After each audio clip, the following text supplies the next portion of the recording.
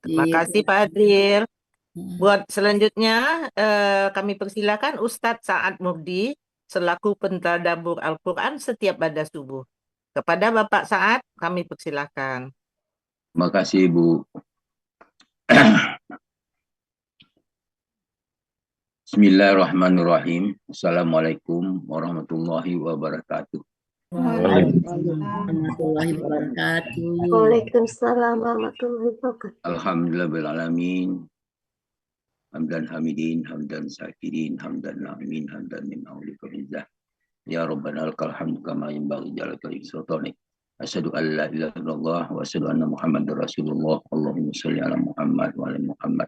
Alhamdulillah kita pagi ini dalam keadaan sehat, kita dapat berkumpul di Zoom Al-Sani sebagaimana biasa dalam rangka menyambut bulan suci Ramadan. Kita sesudah itu pada setelah pagi ini kita istirahat buat beberapa hari.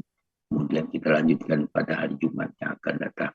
Dan Alhamdulillah pagi ini saya diberi kesempatan untuk menyampaikan sesuatu. Pertama kali saya minta maaf atas apa yang saya sampaikan. Mungkin ada kekeliruan dalam selama saya dipercaya untuk menyampaikan tadabbur.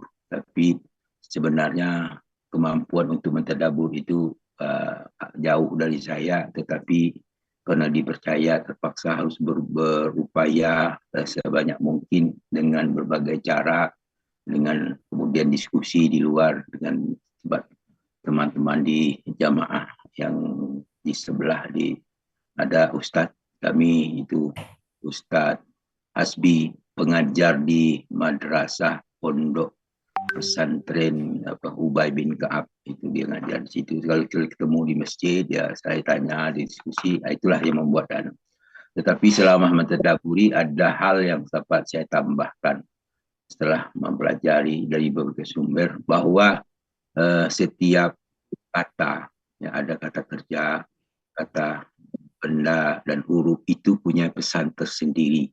Suatu bentuk pola kalimat itu ada kalimat verbal dan nominal juga punya pola tersendiri. Untuk itu kita harus paham betul bagaimana hubungan antara satu kalimat dengan kalimat, satu kata dengan satu kata yang sebelumnya ataupun sesudahnya, sehingga terjadilah perubahan-perubahan huruf akhir dari kata itu. Maka dia punya pesan tersendiri bagi kita.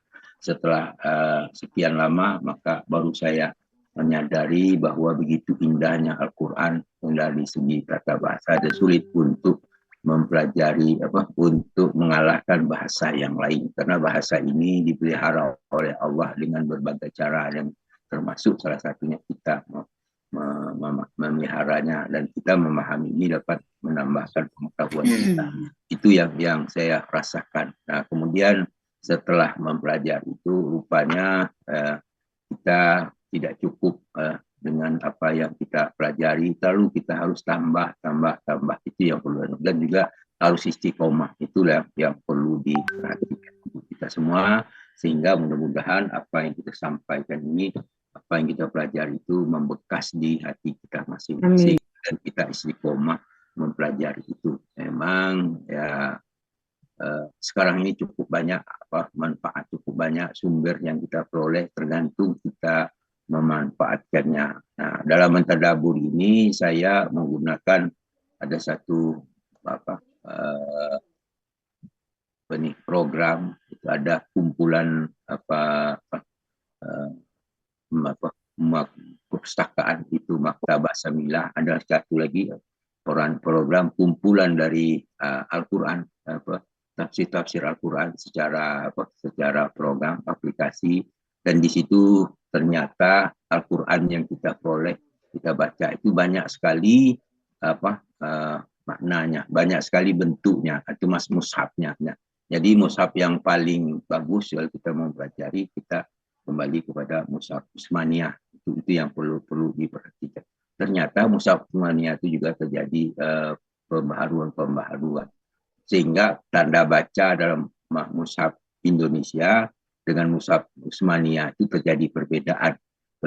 Kadang-kadang di Utsmaniyah tidak ada tanda bacaan short lam, tapi di Indonesia tanda baca muncul, ada jim, ada tanda baca muncul. Coba lihat kalau tidak salah ada wakaf lazim di surah Yasin ayat 13, di Quran Indonesia muncul ada mim tambah situ, tapi dalam mushaf Utsmaniyah tidak muncul. Jadi kalau kita mau memahami untuk berterjemahkan, untuk menyambung ayat, kita gunakan aja mushaf Utsmaniyah. Itu setelah saya pelajari, mungkin kita tidak sependapat, sebab sumber pengetahuan itu adalah dari Madinah dengan Arab Saudi. Jadi kita harus kembali ke situ sebagai sumbernya. Makin dekat sumber, maka kebenaran itu semakin jauh dari sumber. Kalau kita mau berdiam di api, makin dekat sumber maka makin panas. Kalau jauh makin sumber, rasa panasnya akan hilang. Begitulah kita mempelajari Al-Quran. Itu yang perlu diperhatikan. Dan mempelajari agama Islam juga harus tidak mau wajib kita mempelajari bahasa Arab. Bahasa Arab bukan artian untuk percakapan, tetapi minimal bahasa Arab untuk memahami teks-teks atau Arab termasuk Al-Quran dan hadis. Itu yang saya rasakan. Kemudian karena dalam penyampaian saya itu mungkin ada terjadi kekeliruan, segala macam, mungkin ada yang agak keras menyampaikannya, itu saya sampaikan sesuai apa yang ada tertera di dalam Al-Quran, itulah yang saya sampaikan. Saya tidak berani mengurangi dan tidak berani menambahnya, karena ada ketakutan pada diri saya, karena kita punya keterbatasan. Oleh karena itu, saya selalu setiap bicara minta dimaafkan karena kekeliruan, dan pada Allah kami minta ampun.